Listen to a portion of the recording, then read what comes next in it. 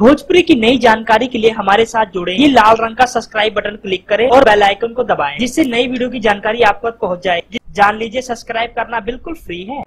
आखिर कहां खो गई पाखी हैंगड़े। जी हाँ दोस्तों, निरहुआ के साथ ऑल टाइम ब्लॉकबस्टर मूवी देने वाली पाखी हैंगड़े आखिर कहां रह गई। दोस्तों, निरहुआ हिंदुस्तानी 2 में पाखी हैंगड़े का जलवा हमें बिल्कुल ही नहीं देखने को मिला। लगातार 3 साल जलवा बरकरार रहा। दिनेश लाल यादव निरहुआ और अमरपाली की जोड़ी ऑल टाइम ब्लॉकबस्टर जोड़ी बन गई।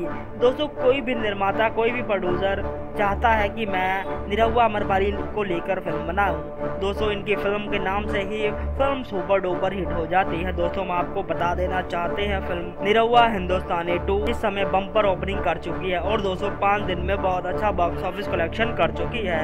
दोस्तों, हम आपको बता देना चाहते हैं, सुपरस्टार पाखी हैंगड़े निरहुआ हिंदुस्तानी 2 में नजर नहीं आई और दोस्तों बहुत कम नजर आती हैं भोजपुरी इंडस्ट्री में पाखी हैंगड़े। पाखी हैंगड़े ने इस समय रिटायरमेंट ले लिया है भोजपुरी फिल्म इंडस्ट्री में। धन्यवाद।